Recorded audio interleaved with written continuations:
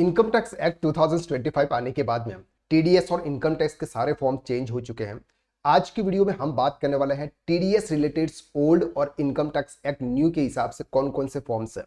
यानी कि income tax act 1961 के अकॉर्डिंग जो हमें याद हो गए थे, अब ये फॉर्म इनकम टैक्स एक्ट 2025 के अंदर चेंज हो गए हैं। तो हमें उसको कैसे याद रखना है, यह आज हम इस वीडियो के अंदर डिटेल में बात करने वाले हैं। Old forms versus new form as a income tax act, ये हमारा इनकम टैक्स एक्ट 1961 है और न्यू इनकम टैक्स एक्ट 2025 है। अब बात करते हैं सबसे पहले ओल्ड इनकम टैक्स के अंदर आपका एक फॉर्म 16 हुआ करता था। ये फॉर्म था सैलरी टीडीएस सर्टिफिकेट।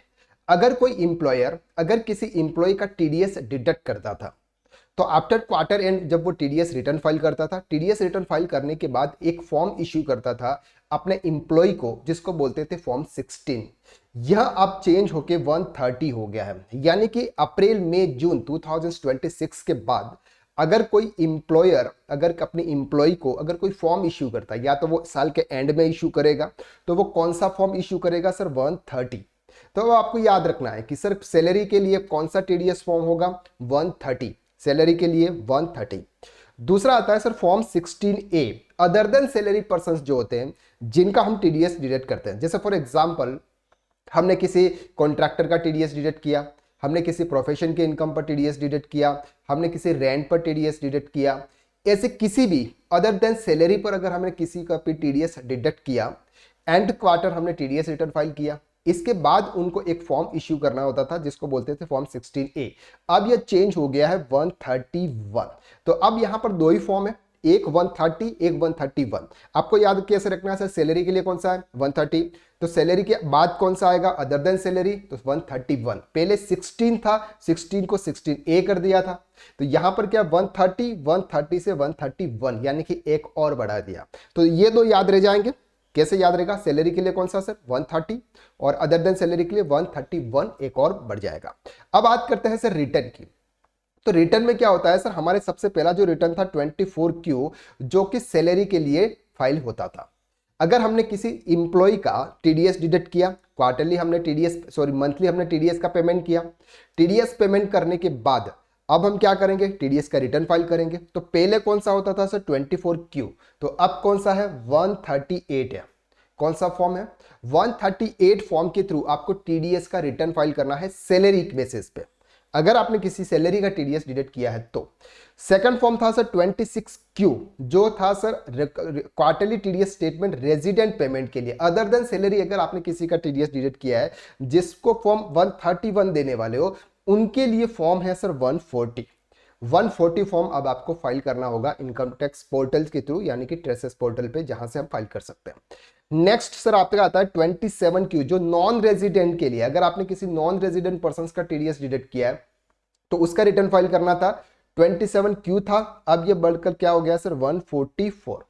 27EQ, यहां पर सर 141 होगा, 149 नहीं है, 141 है आपका क्वार्टरली टीसीएस स्टेटमेंट के लिए। किसके लिए सर? 141 टीसीएस के लिए। अगर आपने किसी पर्सन का टीसीएस कलेक्ट किया इनकम टैक्स एक्ट के थ्रू, तो वहां पर अब आपको फॉर्म कौन सा फिल करना होगा? 141। 26AS होता है, जो साल के एंड में जब हम इनकम टैक्स रिटर्न फाइल करते हैं तब हमारे टीडीएस की और एडवांस टैक्स की है, जो भी हम टैक्स डिडक्ट का डिपॉजिट करते हैं, उसकी डिटेल्स आपके 26AS में जो आती है, वो फॉर्म अब चेंज होके 168 हो चुका है। कौन सा हो चुका है सर? 168। अब आपको फॉर्म कौन सा डाउनलोड करना है इनकम टैक्स पोर्टल से? 168 याद रखना है, 168। 15G 15H, 15G 15H जो था वो non declaration non TDS income पर था। किस पर था sir? Non deduction of TDS. यानी कि कोई पर्सन अगर आपकी इनकम टैक्सेबल कैटेगरी से बाहर नहीं है, वैसे एग्जम्पशन लिमिट से कम है, लेकिन किसी इनकम पर आपका टीडीएस डिडक्ट हो रहा है, तो आप पहले फॉर्म कौन सा इश्यू करते थे सर? फॉर्म 15G और 15H। अब ये बदलकर क्या हो गया sir? Form 121। 12BA statement of perquisites के लिए दिया जाता है सर 12B, ये 129 हो गया। और 12B details of salary form previous employer के लिए 12B होता था, अब ये फॉर्म बदलकर 128 हो गया है। तो ये फॉर्म्स इस बार चेंज हुए। चालान भी बहुत सारे चेंज हो चुके हैं, जैसे इनकम टैक्स के चालान है, टीडीएस के चालान है, वो भी चेंज हो चुके हैं।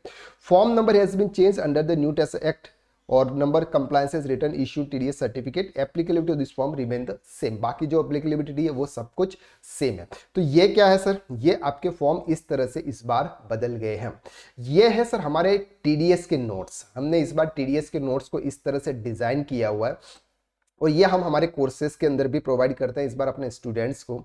आप देख सकते हैं कितने सिंपल वे हिंदी लैंग्वेज में हमने इस बार नोट्स को रेडी किया हुआ है। जैसे for example average rate of income tax and monthly TDS का कैलकुलेशन आप कैसे करेंगे, तो यहाँ पर आपको इंग्लिश हिंदी में लिखा हुआ है कि एम्प्लॉयर एस्टिमेट सैलरी की बेसिस पर टोटल टैक्स लायबिलिटी कैलकुलेट करता है। इसके बाद average rate of income tax निकालकर मंथली टीडीएस डिडक्ट किया जाता है।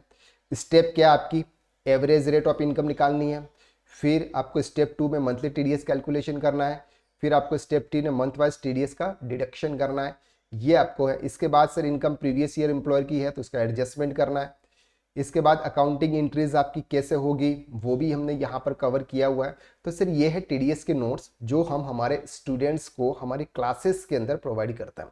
अगर आप भी इस तरह के नोट्स से पढ़ना चाहते हैं और सिंपल वे में अगर किसी चीज़ को समझना चाहते हैं और प्रैक्टिकल लाइफ के अंदर अगर एक्सपर्ट बनना चाहते हैं अकाउंटिंग एंड टैक्सेशन के अंदर, तो आप कोर्स ज्वाइन कर सकते हैं हमारा। उसके लिंक आपको डिस्क्रिप्शन और पिन कमेंट में दे रखिए, एक बार वहां पर जाकर जरूर चेकआउट करें। ये हमारे TDS new income tax act के हिसाब से नोट्स प्रिपेयर हो रहे हैं और इसी तरह से हम इनकम टैक्स, जीएसटी, इसके बाद new income tax act 2025, balance sheet finalisation, basic account, इन सब के नोट्स हम प्रिपेयर करने वाला हैं। तो बहुत ही सिंपल लैंग्वेज में आपको इस तरह के नोट्स प्रोवाइड किए जाएंगे, बहुत इजी तरीके से आप इस चीज़ को समझ सकें। चलिए आज के लिए बस इतना, नेक्स्ट वीडियो में फिर मुलाकात करते हैं, तब तक के लिए थैंक यू सो मच।